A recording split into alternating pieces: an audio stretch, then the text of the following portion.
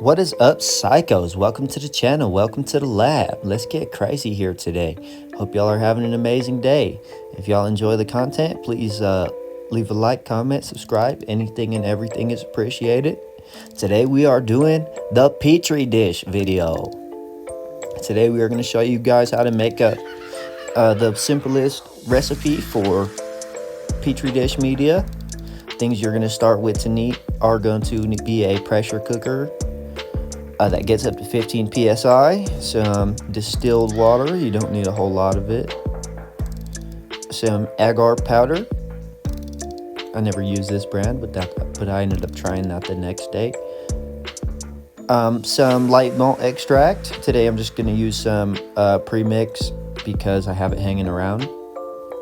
A pressure cookable jar, a roll of parafilm and or grafting tape. Grafting tape is the much cheaper option. You're going to need a kitchen scale that weighs down to grams and some sort of container to pour some powder in. Now these make great Petri dishes if you are on a budget or don't want to wait. Great disposable Petri dishes. And obviously you're going to need some Petri dishes, and if you optionally a magnetic stir bar and stir plate. Now these are not necessary, but I definitely recommend you get one. It'll help you with doing a whole lot in a little bit of time. Now you're going to want to go take your pressure cooker. Bam, take this little guy over here, and you can fill it with water. This does not have to be distilled water. Oh boy, you will go through a lot of water if you try to use distilled water in the bottom of your pressure cooker. Now, you're going to take that over to the tub. You can use your sink if you have one of them faucets. My sink wasn't big enough. So you're going to fill that with a couple inches of water. I fill mine right to the bottom of that rack that's in there so that there's less air, creates steam faster. I am super impatient.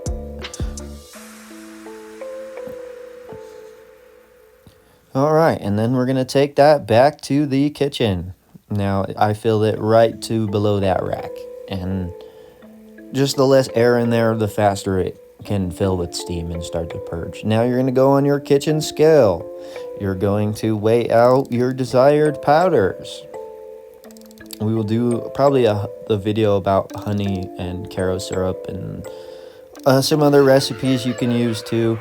But today we're just gonna use the agar, or we're gonna do the light malt extract because that's the easiest way to get you started. You're gonna get you 10 grams of light malt extract, 10 grams of agar powder. There's tons of places you can get it for real cheap, and 500 mils of distilled water. You're just gonna weigh out those 20 grams on the scale, 10 of each of your powders. Pour them into your mason jar or pressure cookable container and fill her with water. And now this is where having a stir plate is great. Like I said, it's not necessary, but I for sure recommend that. And if you don't have a pressure cooker, this is where, stir bar and stir plate, this is where you screw the lid on and shake, shake, shake. I'm not shaking as violently as I could because I don't want the magnet to get stuck to the lid. And if you have a stir plate, this is where you just stir, stir, stir until all of that is emulsified. Is that the right word? Dissolved. All that powder is dissolved into the water. And that is not too difficult. Just give her a nice stir and pop her on over to the pressure cooker.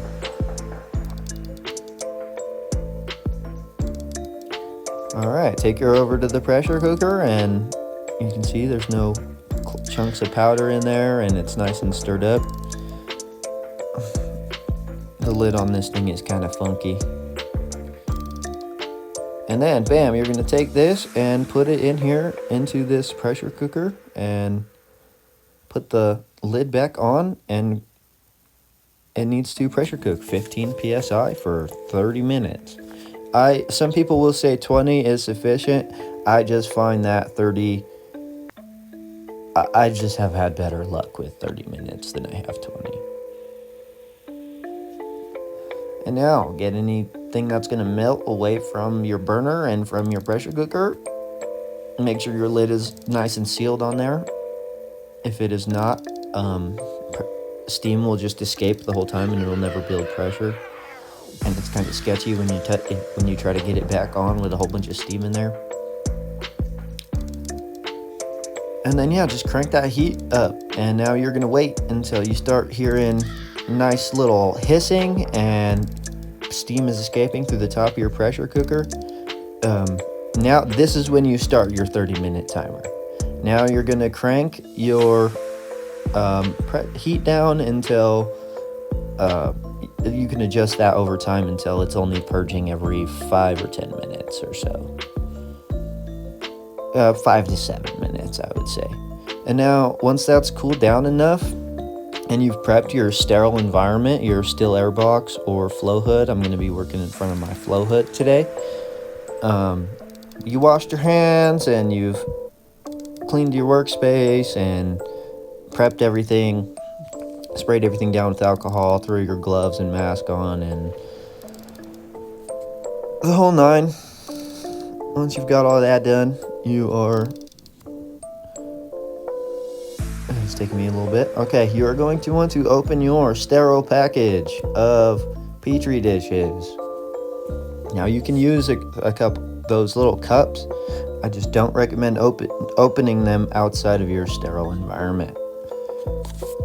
And you're going to open those, lay those out evenly, stack the lids. I think I'm going to have to speed up the footage or something here, because I know I take quite a bit of time. And now your jar of Agar, your little mix right there that you cooked up after it's been cooked, you're going to want to let that cool down. So you can open the lid of your pressure cooker. Once there is no more steam coming out of it, just let it naturally cool down until it's not building steam anymore. And then take that Agar out of there with something that's not going to burn you, and you can set it somewhere to cool down a little bit, closer to handling temperature. You want to be able to touch the outside of the jar and not burn yourself. So once you got all the Petri dishes that you're going to use, I'm only doing 10 at a time here. They'll cool down a lot faster in the Petri dishes than in your jar. So that's a great thing when it comes to pouring dishes. Now, that's another reason I use a flow hood, because I just don't quite have the patience to sit and wait for things to cool in the still air box, and you have to move really slowly in it, and I just don't have that patience. I try. I do still try from time to time, but it's just much easier for me to do it in front of the flow hood. It's a personal preference thing. Still air boxes are great, though. I do have one. I do use it. And they are great for all sort of things. Especially like field work, going into the woods, taking tissue samples, live samples off of fruiting bodies in nature. You know, flow hoods or still air boxes are amazing. Now, so once you got all these, I think I'm just struggling here with the lids. Now, once you got them all lined up in front of your flow hood and nothing's blocking the air from your flow hood, if you're using a flow hood, if you're using a still air box, just make sure you've prepped it, set it up, sprayed it down with alcohol, and let it set for half an hour. And then you just move really slowly in there and try not to move over your work. It's kind of a pain, if you want the truth. But I still have it, still have one, still use it. So once you've got everything, now you're also going to want to sanitize your workspace, no matter what you're using. So this table has been wiped down with bleach, or gets wiped down with 10% bleach pretty regularly and sprayed with ISO, like every time I work. So And now you're just going to want to pour into the bottom of the petri dishes or your little cups. Just enough to cover the bottom. You don't need a whole lot. Mycelium only works on the surface of it anyway, so it's not super duper penetrative. So you don't need to pour a whole lot of media, just enough to cover the bottom, and that'll end up being probably like a 1/4 inch or something. It'll naturally fill the bottom because it is a gelatin. They are super easy to over pour, so keep that in mind. And then your next step is to let them cool for a little bit. Just let them cool down in front of your flow hood. Make sure you're opening and closing that jar in front of the flow hood as well.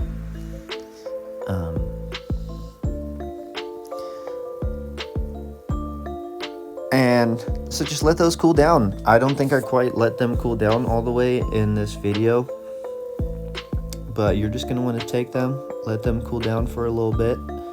Here I am spraying my hands again, constantly. And then you're gonna want to grab one of them dishes, put the lid onto it, and wrap it with your parafilm or your tape, and you can store them upside down if you are a dingus like me and didn't let them cool down enough. But it's pretty simple, and I just hope that if y'all enjoyed this video, y'all can leave a like, a comment, subscribe. It really means a lot to us. It helps us grow here and bring you guys more content, and it would really put a smile on my face to have you guys a part of the Mycopsychos. Come get crazy with us, have some fun here in the lab. Hopefully we could get some more fun content out here too soon instead of just educational content. But anyways, Myco Myers out. I hope y'all have an amazing day. Please leave a like, a comment, and subscribe to the channel for more. We'd love to have you here.